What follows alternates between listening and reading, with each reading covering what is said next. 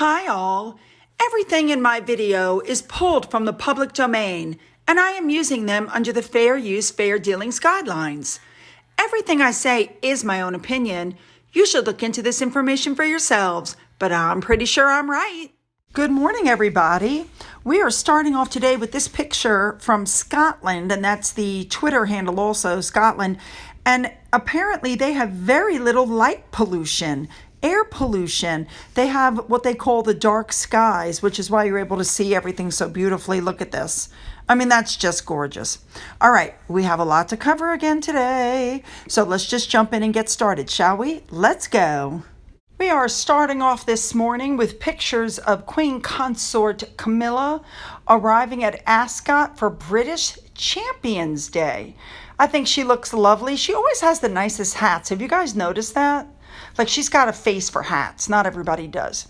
All right, so she entered. Here we go. Now, for those of you who don't know or don't recognize him, the man on the left who is standing beside Queen Camilla is John Warren. He was Queen Elizabeth II's racing manager and one of her best friends. Now, I think that's wonderful. I wonder if he's still working as the manager. All right. So Camilla is there with jockey Tom Marquand, who was the winner of the Queen Elizabeth II Stakes, and trainer Roger Varian.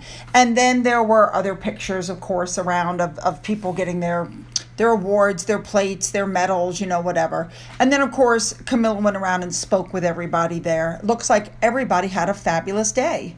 All right, we're going back to Sophie. She met the president of Ethiopia. She's still in Africa. She's still on her tour. And the name of the president of the Federal Democratic Republic of Ethiopia, if I say this right, is Sahle-Work Zewde. She met her at the presidential palace in Addis Ababa on the 14th. Very nice. Again, Secret Weapon Sophie, as I personally like to call her, did a fabulous job, and she looked absolutely lovely. Moving on. Turning our attention back to Edward, who's Sophie's husband. Prince Edward, everybody's going on about his trip to Romania, where he was supporting, the Duke of Edinburgh's award. Hopefully he and Sophie will get those titles soon. He did a great job. For those who were wondering how the Queen's corgis are doing, Sarah Ferguson said that they are the gift that keeps on giving. We know that she and Andrew took the dogs in after the Queen's death. Both dogs made an appearance at the funeral. I feel better knowing that they're being well taken care of. Yes. All right, moving on. Now, speaking of Fergie, of course, we have to talk about Andrew. They're saying that he will not be kicked out of Windsor.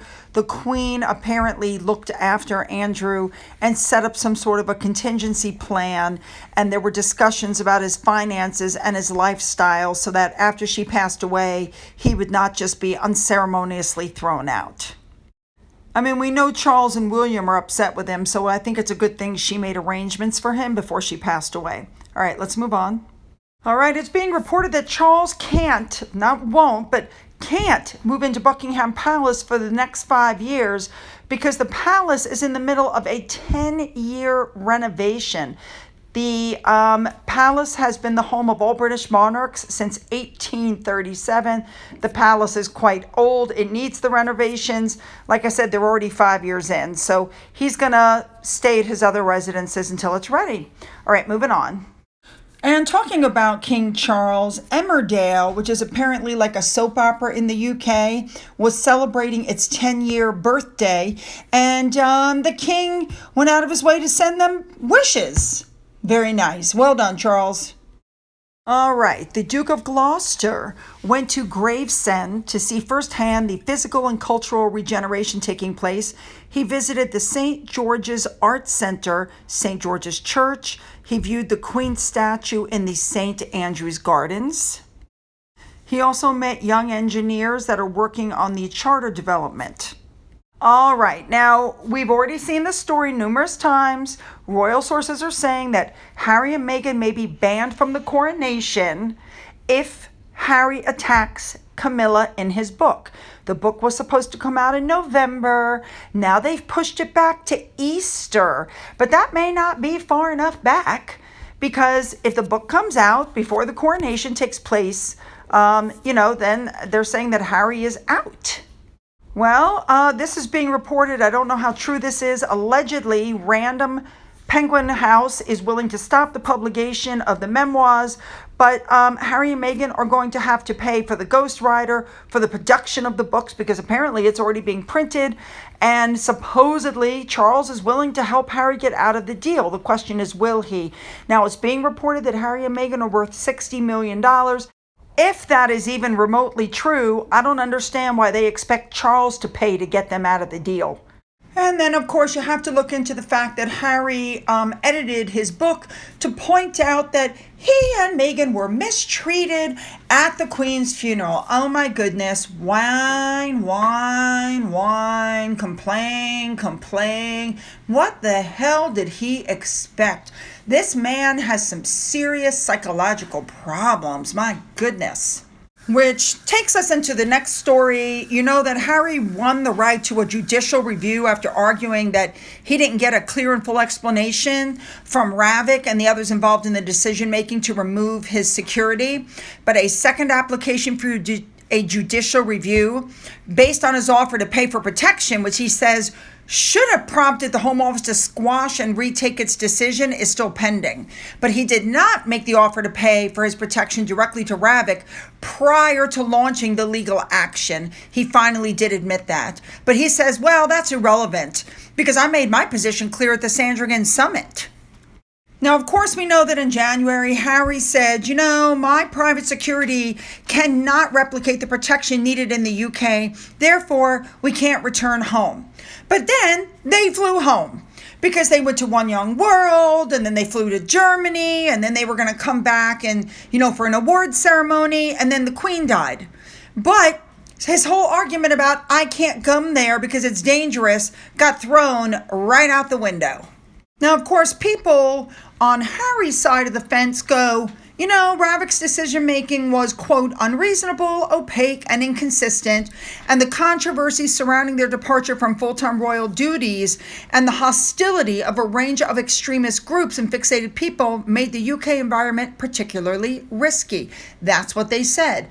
So here's what it comes down to, people. Harry doesn't want to live in the UK. He doesn't want to work for the family. He wants to have his own life, and he wants the UK taxpayer to pay for his security around the clock. He wants his IPP status back. So then while he's in the United States taxpayer has to pay for his security, and anywhere they go, security is taken care of. Yeah, no. I don't think that this second review is going to come out with anything better than the first review came out with, and that's the truth. Sorry. All right, moving on. All right, let's turn our attention back to that ridiculous award that Harry and Meghan are picking up. Kerry Kennedy keeps putting out stuff like this. I'm thrilled to celebrate these laureates at our upcoming gala, and but not very many people are liking her post. Well, then some more information again came out. Now, we know that this was set up by Sunshine Sachs. That we know. First of all, Alec Baldwin, the gentleman who shot and killed that woman on the set of the movie. By the way, that lawsuit has been dropped by the husband of that woman because he's become executive producer on the movie, and they're going to start shooting again in January. Don't even get me started. That's who's emceeing this. Yes, I'm not kidding. And they're going to put Harry and Meghan on a stage with the head of Ukraine who's been fighting in the middle of a war. Could somebody please explain that to me? Now, to attend this award, you have to pay. So here we go. You could be a pioneer for $1 million and get 4 seats at the head table. You get 2 premium tables of 10 guests, access to the VIP reception, special recognition. I mean, you see it, right? For $1 million. You have the leader for $500,000. You guys, I'm not kidding. I'm not kidding. Maybe you're running short of money and you just want to do the luminary for $250,000. And it goes down from there. So do I think that Harry and Meghan not only didn't earn this award, but do I think they're going to get paid for showing up at this award? I got to be honest. Yes, I do. Not only did they arrange for an award that they really didn't earn, but I guarantee you, with 99.99% accuracy that they will be arriving for this award by private jet. Their hotel will be paid for by these people. This isn't going to cost them anything. They'll be flown there for free. They're going to get free food, free, they'll pay for the private jet. The company, this gala will pay for the private jet. Just like in November, Meghan's flying back to the UK for this stuff. They're paying for all of this. Harry and Meghan don't pay for any of this stuff. But I guarantee you they'll be making money off of this as well. It's disgusting. If anything, this shows that you can buy awards. Once you've bought an award like this, it just shows the corruption as far as I'm concerned. All right, moving on.